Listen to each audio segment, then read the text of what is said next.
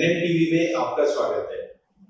2 दिनों बाद ही देश के युवा बेरोजगार अग्निपथ का फॉर्म भर चुके होंगे और इसके पहले ही अरबों रुपए का नुकसान देश का हो चुका है।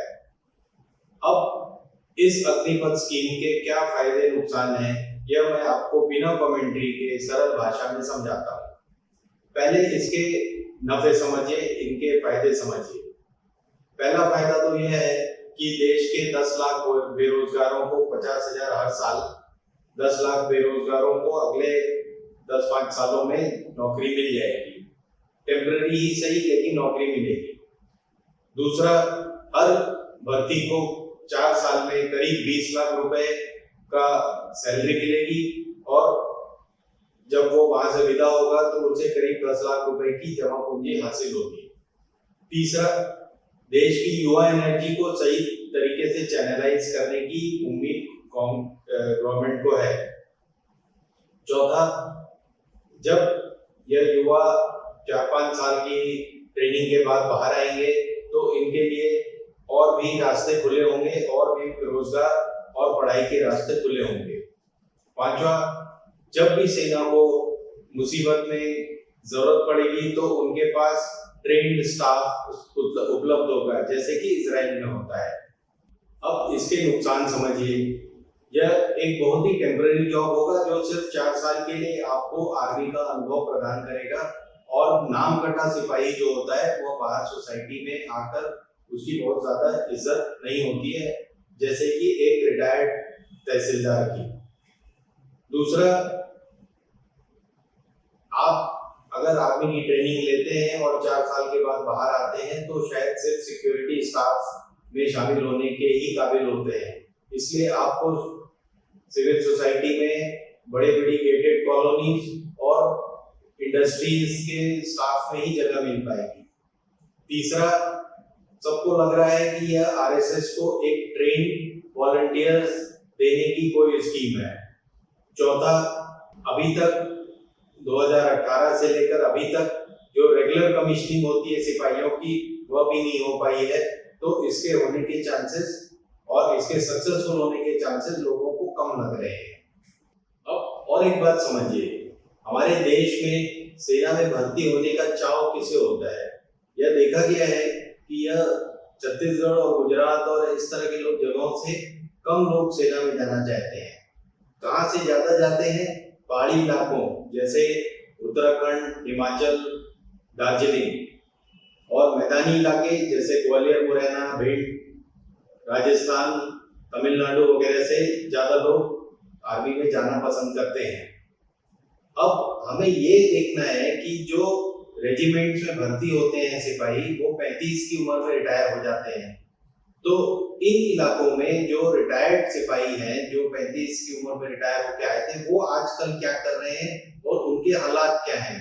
वो तो 17-18 की उम्र में शामिल होते हैं और 15 साल की सर्विस देने, 17 साल की सर्विस देने के बाद रिटायर होते हैं, तो उनके क्या हालात हैं, इस पर भी हमें गौर करना चाहिए। और गौर करने की सबसे जरूरत जिस चीज की है वो यह है कि सरकार जब डिसीजंस लेती है, नोटबंदी, GST, फार्म बिल और अब ये अग्निपथ, तो हर बार इस तरह का हंगामा क्यों होता है? आज एक अंदाज के अनुसार करीब 50 लाख करोड़ का नुकसान इन हंगामों में, इन झड़पों में हो चुका है अब तक पिछले 4-5 सालों में। अगर हमारा युवा का बात कोई ना सुनेगा तो हमारा यह आंदोलन जारी रहेगा। अगर हम फौज में नहीं गए तो उसके लिए मरना शहीद है। मंजूर है, हम मरेंगे।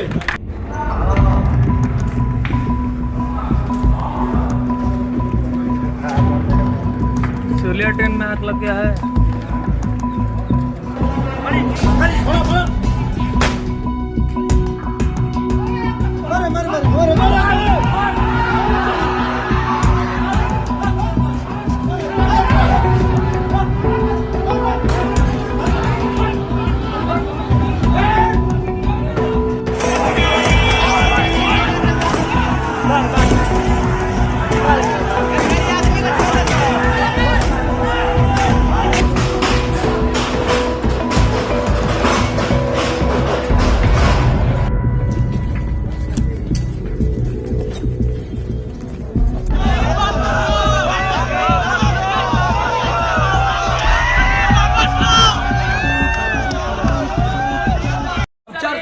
निकल करके 400 की नौकरी करें।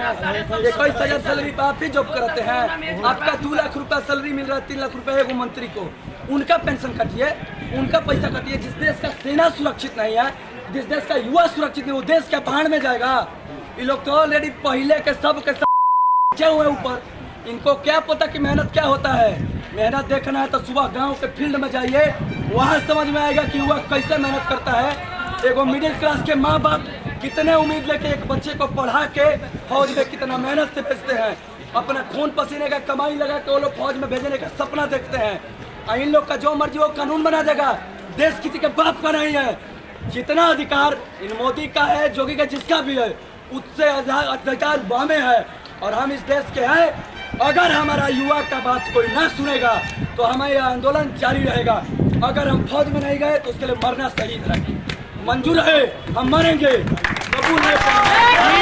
तो इस बात पर भी गवर्नमेंट को विचार करना पड़ेगा कि जब ऑपोजिशन नाम की कोई चीज नहीं है देश में, तब इतना हंगामा हो रहा है जिससे कि 50 लाख करोड़ की संपत्ति नष्ट हो चुकी है। तो हमें अपने निर्णय लेने में और क्या क्या चीजें समावेश करनी चाहिए। नमस्कार, हिंदुस्तान जिंदाबाद।